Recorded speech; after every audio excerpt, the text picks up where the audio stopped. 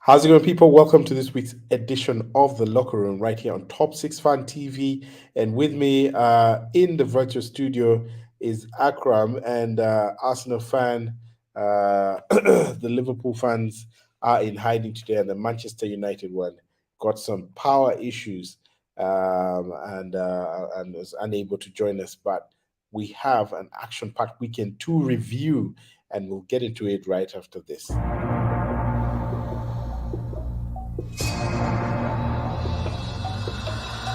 Bukayo Saka! Anthony! Salah! Beautiful from a bunny! Bang! There goes Haaland. He's on.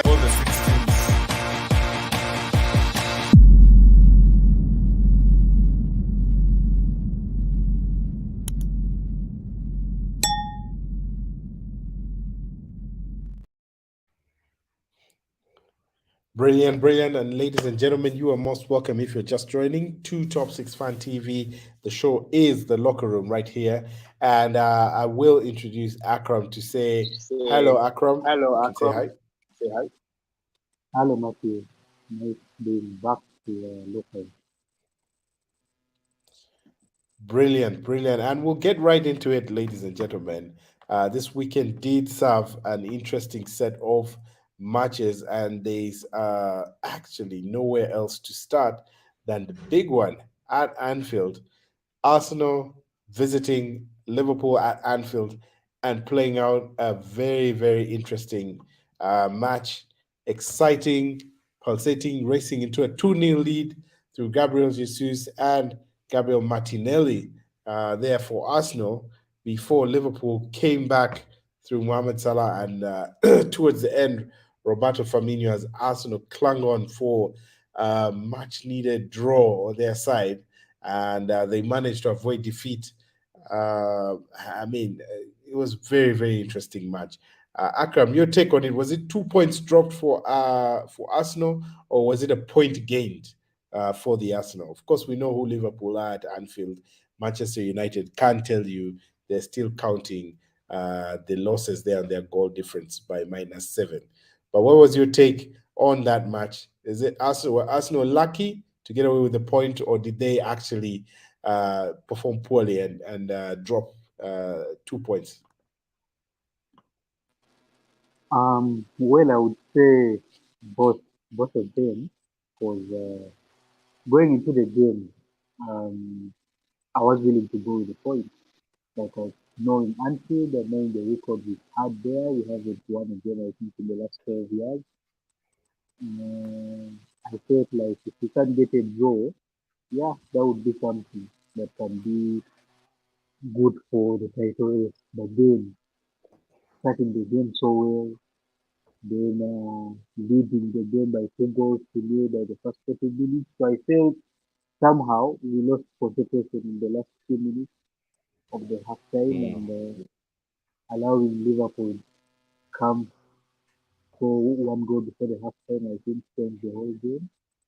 Second half was always going to be difficult, like being at Anfield and we are just a goal ahead of them. So I think we tried, and eventually, because we could have even lost this game in the last few minutes, although again we could have won it again, we could have missed it in the last minute. So I would say it's 2 points drop.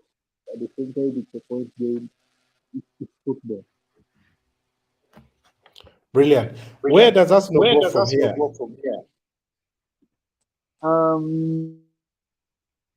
I think it just makes it hard but interesting for the title race right now. Because now you have to pick a result at the Etihad, and I think you have to look at what Man City has in place right now. They're playing Bayern Munich tomorrow, and they have a good future. I think they have a game every 3 to 4 days for the next 1 month, and that shouldn't be even for the best teams. Even if you have three full squads, that is something that gets fatigue. So I think the game at Etihad is going to play a very big role. I still see both teams going always in 1 or 2 games in the next 8 fixtures, but I feel if Arsenal can avoid defeat at the Etihad, I think they will be more than capable of taking the title. Brilliant. I mean, I definitely do concur with you, Akram. There, if Arsenal can, I've had so many people saying advantage City. If City win all their games, they are title winners now in there. But the same can be said of the Arsenal. If Arsenal win all their games and let's say draw away to City, then Arsenal will be champions. So I wouldn't necessarily say it's it's now in City's hands, but we will see what happens next as we go along. And that was that set things up quite nicely. Set things up quite nicely for a fantastic title run in Manchester City, though playing Southampton before that and smashing them 4-1.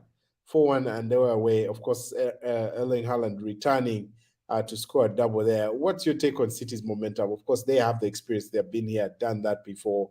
Liverpool can tell you that it's not easy chasing Man City for the title, or being chased by Man City for the title. So, your take on City? Well, I think City has the quality to go all way to win the title. I just think Arsenal has been too good this season. Because when you look on paper, I think Arsenal is playing the better football. Arsenal has the best form in the league right now. City is more of should I call it a fear factor, having an experienced manager, having won it 4 times, 2 times in a row. But I feel if you have watched 3 to 5 of their last games, you can clearly see the tension around. Even the game against Southampton, it was a very hard game for them in the first 40 minutes. Something that looked like they were Mm, going to go for a draw in the half time, which would have made things difficult in the second half until they clinched that one goal, which obviously changed everything in the second half for them to come out and win by big margin. But I still hoping and I still think they will somehow stumble, like having a game against Bayern. Every Arsenal fan should actually pray that City goes through, that City beats Bayern. Because when they beat Bayern, they have more games to play midweek in the Champions League. But tomorrow's game, actually, the best figure that could work for an Arsenal player would be a draw, so that they have hope in the next game. So uh, they would be at ransom to play some of their good players, which I believe they would play, but then fatigue will kick in. And I actually feel the game that's going to be difficult for City is going to be the next Premier League game against Leicester. Leicester has a good record against them, not so good that at least they have beaten them before. Leicester being second yeah. last on the table, they know they need to win this game. Um, they know they need to they need to win this game to come out of danger. So I feel like that's a game that's going to be very difficult for Man City, and I think they could win it, but it won't be an easy one.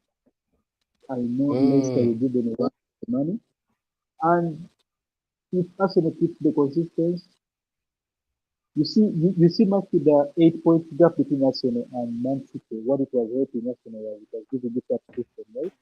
So that by the time you get to yes. Etihad, the gap is still big, so the pressure is on them more than it being on us. You know how Arsenal plays when they're in pressure.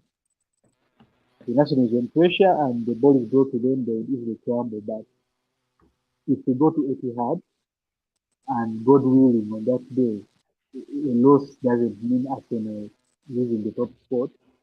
I have hope that Arsenal will get a result from the Etihad. If that's the case. Other than the Etihad is a 1 or 2 point lead against City, where it means City just beating you to go on top.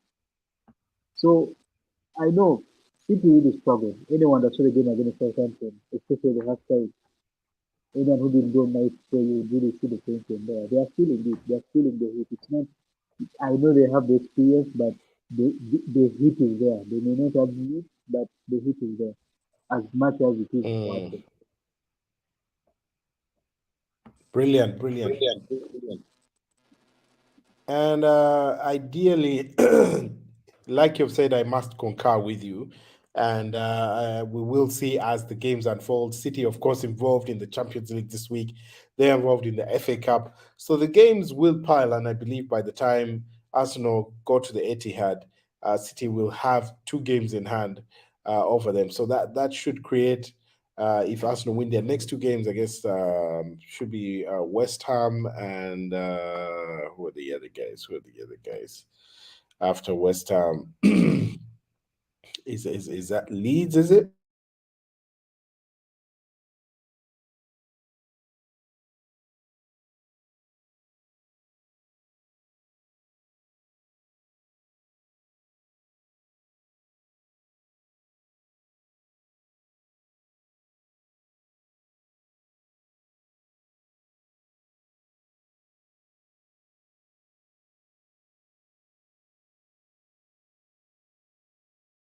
Uh,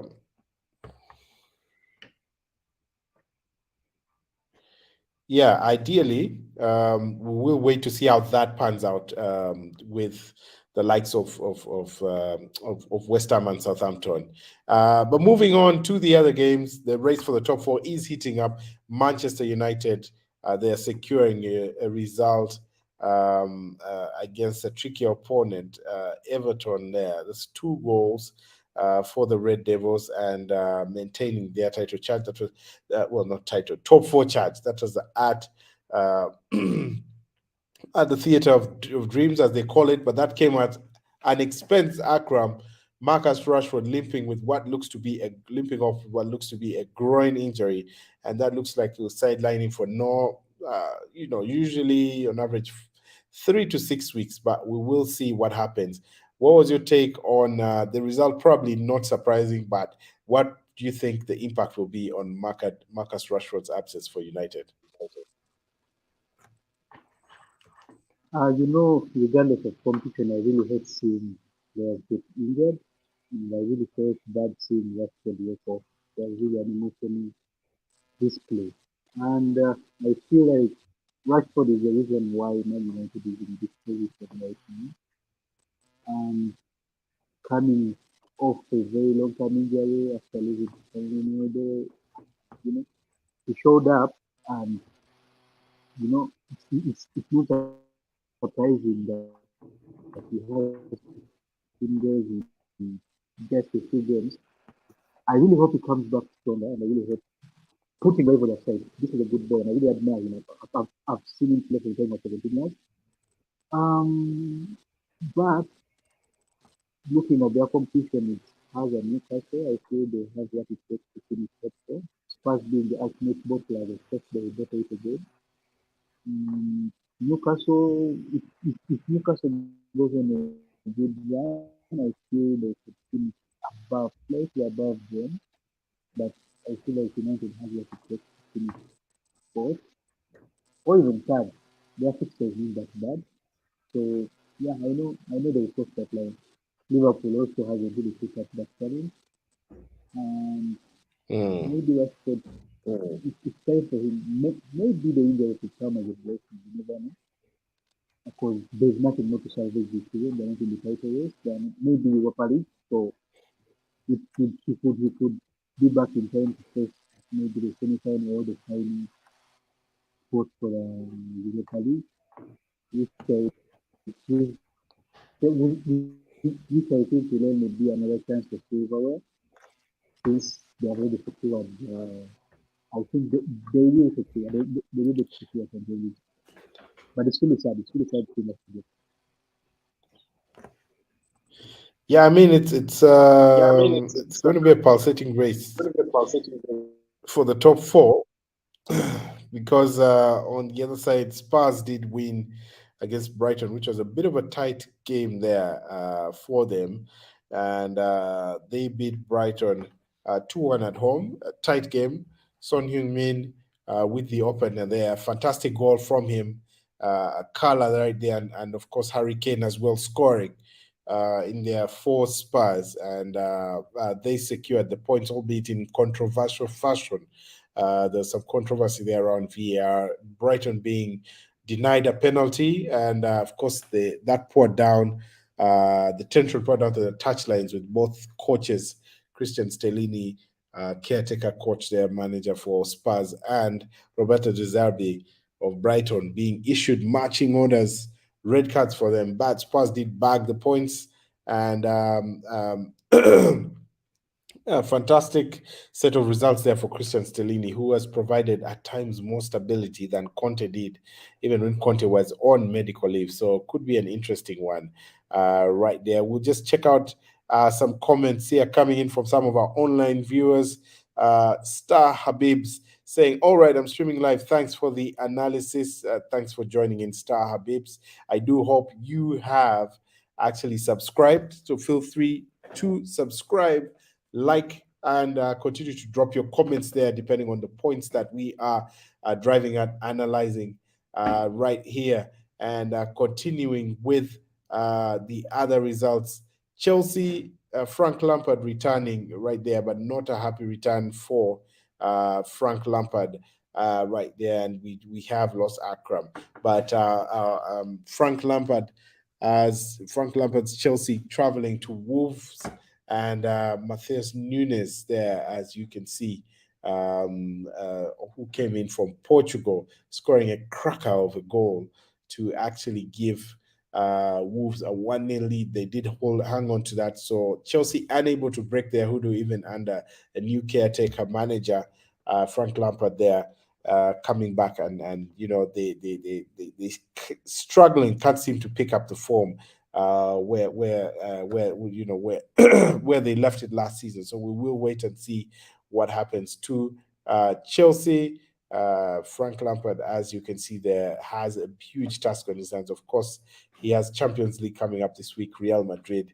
If he loses those two and Chelsea continue to lose, you do fear that even his caretaker slot or status will be relinquished and returned to the previous guy who handled the Liverpool game, who at least got a result in terms of a draw at Stamford Bridge and played some.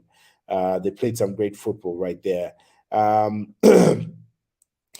Newcastle, of course, not part of the traditional top six, but they are ruffling feathers in the top four, and they continued their brilliant form. Newcastle picking up a result there away to Brentford. 2-1 the final score, goals from Alexander Isak, who you see there, and the first one an own goal from David Raya. And that actually puts Newcastle. I mean, they've won their last 5 games, and they're on a fantastic run. They are third on the table, 29 points, 29 games played, and 56 points. And you can see that they do mean business, and that position, it look like they are going to definitely take Manchester United to the wire on that one. You can see United, same number of games played, same number of points, but Newcastle with a far superior goal difference, 27 goal difference, Manchester United 7 goal difference. So you do expect that the top four race is going to go down to the wire between Newcastle United, Manchester United, and Tottenham Hotspurs, who are sitting in fifth, 3 points behind, but having played a game more. And we will definitely continue to see some action right there. We will leave it at that for now, ladies and gentlemen. We did lose Akram right there, but hopefully we do thank him for joining for the time that he did. And we'll wrap it up at that. Have a great week ahead. And for all those Christians, I hope you did enjoy your Easter weekend. And it's back to work, ladies and gentlemen. Let's see what the Champions League throws up and the rest of the fixtures. We'll be back next week. Same time, same place. Take care.